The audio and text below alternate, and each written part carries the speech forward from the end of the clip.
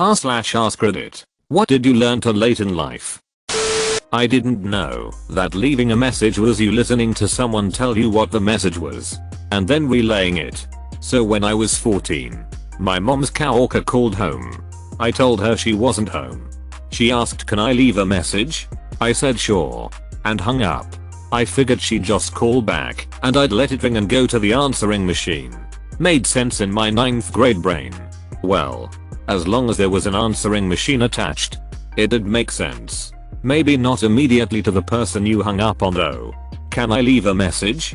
Sure. Click. That little hit. Fine. "May I leave a message?" To save money. Now I'm always broke and I never have enough money for a backup plan. Conversely, I save almost all of my money and don't let myself spend much doing fun things. It's hard to find a balance. When I was a teen, I saved majority of my money. Now I'm spending a lot of my money. I'm hoping to find the balance soon. Wear a goddamn rubber. I've always found it odd that going unprotected once is a serious risk of pregnancy. But couples can try for months for a kid without getting one. I know a guy who's done both. We are most fertile when we are least capable of handling the responsibility. That other people don't care what you think. They're more worried about themselves. And you aren't the first thing on their priority list. Cold saved so many headaches. If I knew this years ago. David Foster Wallace. You will become way less concerned with what other people think of you when you realize how seldom they do. A radically condensed history of post-industrial life. A short story by David Foster Wallace. When they were introduced, he made a witticism. Hoping to be liked. She laughed very hard. Hoping to be liked. Then each drove home alone, staring straight ahead, with the very same twist to their faces. The man who'd introduced them didn't much like either of them, though he acted as if he did, anxious as he was to preserve good relations at all times. One never knew. After all, now did one. That I'm capable of success. I spent so long doubting myself and not doing things because I didn't think I could. Funny. My problem was that I believed in myself for so long that when I turned out to be a failure I couldn't cope. Kind of similar to me when I was a kid and through my teens. Teachers always talked about how smart and creative I was and said I was destined for great things. But great things don't just fall into your lap. What no one told me about was that crucial third ingredient. It's not enough to be smart and creative. You also have to be a dedicated and disciplined worker. And I never have been. But I'm turning things around now. I just had my first short story published a few months ago. You can't change people, no matter how hard you try. Support, love, whatever. In the end, people can only change themselves if they are willing to. Learn that one the hard way. I don't know. My mom changed me every day until I was old enough to use the toilet. How sad is this? Never buy a house with a wet basement, one that's subject to flooding. Despite the use of sump pumps. Dude, I was noticing mosquitoes inside my house for a few days. It was bizarre. I had no idea why and how they were getting inside my house. I noticed a few were by the stairway and I walked into the basement. 2 feet of water. From now on, I will check my sump pump every time it rains. They make alarms for that. That the someday you are waiting for. You know. The one when your real life will start to happen. Is happening right now. Don't wait to do the thing. Edit. Bonus Hula quote. It's a terrible thing, I think, in life to wait until you're ready. I have this feeling now that actually no one is ever ready to do anything. There is almost no such thing as ready. There is only now. And you may as well do it now. Generally speaking, now is as good a time as any. I was planning on waiting until tonight to go to bed. But you know what? Duck it. I'm gonna go to sleep right now. That's the spirit. To say no to things I don't want to do. Oddly, I just learned a little late how to say yes to things I don't really want to do. That's me. Hey, we are going out tomorrow. Wanna go with? No. And they never ask me again. How credit works. This big time. I always thought it would be better to just have a debit card so I wouldn't spend more than I had. But I should have just been using a credit card and paying it off, because now I have hitty credit, even though I have no big debts, have a car loan that is half paid off. I love the logic there. Oh. I see you always pay your bills on time and never overextend yourself. You have terrible credit. VSO. I see you've borrowed a hit ton of money. Do you need some more? Some people are hit in this world. Some of your friends are actually just trash. And you sometimes have to cut people out of your life to grow. Sometimes you have to cut family as well. I kept a really hitty verbally abusive relationship going with one of my parents. Blood is thicker than water and the like. It wasn't until my 30s that I realized cutting a family member from your life can be a good thing. Can confirm. My aunt and uncle raised me after my dad died when I was 13 to 21, when I finally had enough of their bullshit and left. I haven't spoken to them since, and I have honestly never been happier in my life. Try to leave a pleasant experience before the experience becomes unpleasant. Edit. Learn to use a comma. I think this is definitely contextual. For example, don't leave a good relationship or friendship that has no problems just because you're scared of problems arising in the future. That effort is more important than intelligence. As a student with mostly A's or B's throughout school without needing to put much effort into my education, I suffered greatly during studies and in my actual job. Most people think I'm an underachiever, which is not completely wrong. I'm lazy. I'll admit that. But I don't think it helped that I never once had to study. Or that when I was little every adult told me how smart I was. Adults still tell me how smart I am. And how I'm wasting my potential. Just because you can doesn't mean you should. Seriously. I used to use every opportunity that my parents weren't home to smoke weed / duck around and just generally be a worthless piece of shit. After I went to school I had that type of freedom all the time. Luckily I had this epiphany before my grades dipped to bad, but just because it's possible to do whatever you want at a given moment doesn't mean you should. Learning willpower and motivation as well as self-control apparently didn't come until I was an adult, but I'm glad I was able to grow the duck up and get my shit together.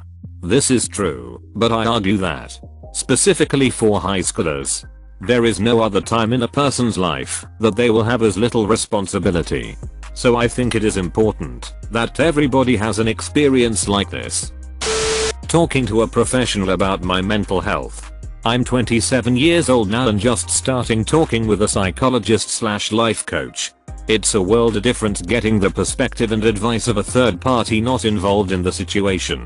Wish I did it when I was younger. I would probably be in a different place in life now.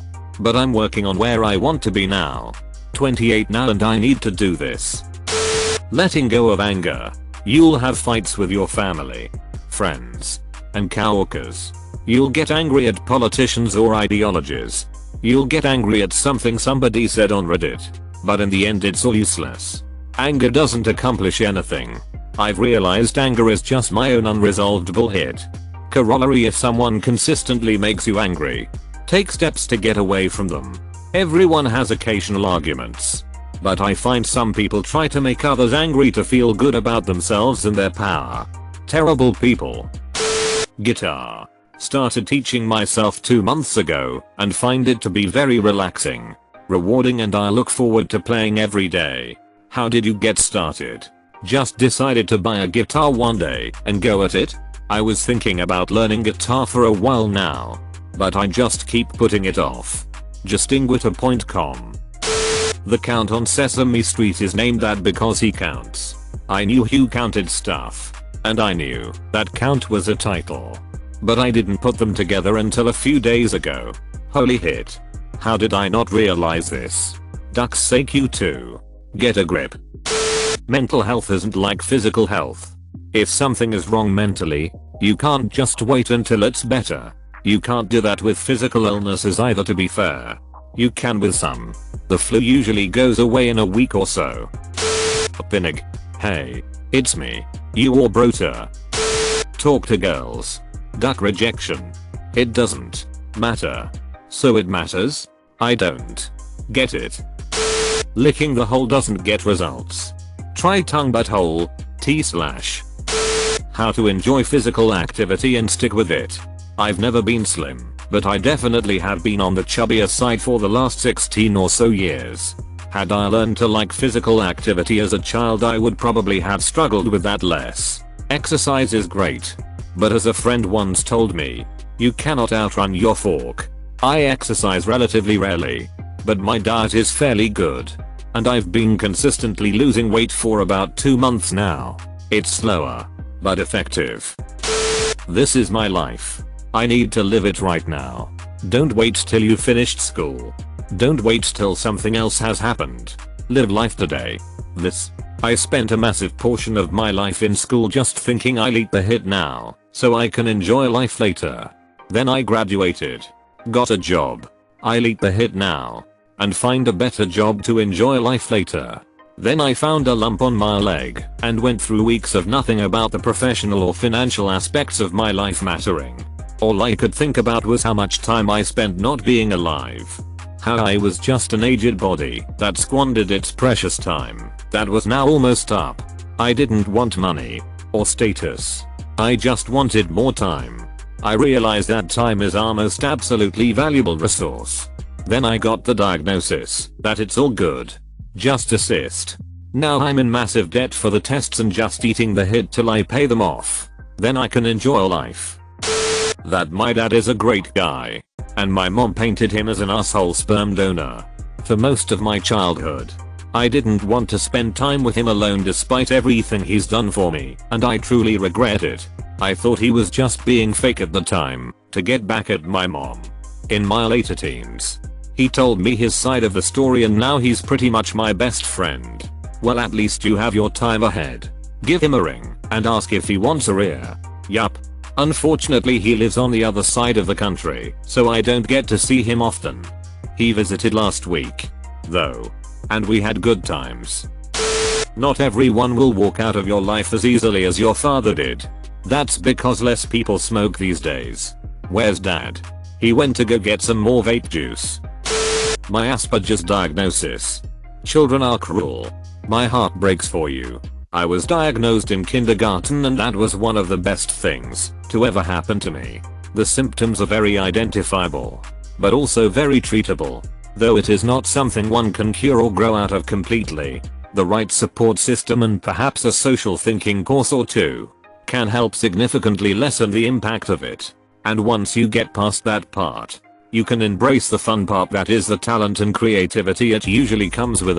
Please, parents, do not let your child's struggles in social interaction fall by the wayside. My parents ignored the signs until I was having breakdowns in my later teens. Then they finally took me to the doctor. That the rewards of being a teacher, helping kids, serving the community, yada yada yada, quit being so rewarding when you notice all your friends advancing in their careers and you're still doing the same thing you were doing 14 years ago, just with different students. Edit. Thanks for all the well wishes and motivational speeches. Seriously, I appreciate it.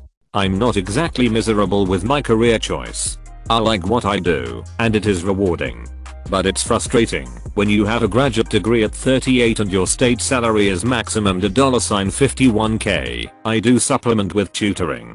I have a wife who would love to be a stay-at-home mom and a special needs daughter who needs more therapy than we can afford. I know money isn't everything. We live a good life and are thankful for what we have because I know there are a hit ton of people out there less fortunate than we are. I simply wish I had chosen another career where hard work was rewarded. It sucks teaching calculus, getting to school early and staying late, developing good lessons plans, and knowing that you're paid the exact same as the ICE teacher who simply sits in a room browsing the internet or working on game plans, since they are typically coaches while they babysit the kids who are in trouble. But you get the summer and school vacations off. That's a pretty sweet plus. Depends on the school district. Just because school is out doesn't mean teachers aren't still working. In my county, teachers have to attend job training and professional development courses / seminars when school is out of session. And teacher planning days, which are supposed to be days where teachers can finally catch up on grading, are taken up by meetings. I have never worked at a school that didn't require me to work summer school. I've heard this argument a lot, that teachers make so little because they work so little time out of the year. At least in my experience, that's not the case. Not to take life for granted. All of our lives can change in an instant to a life you no longer recognize or know how to deal with. Make sure the people you love know they are loved. Don't be afraid of the unknown. Don't be afraid. Ducking like and subscribe.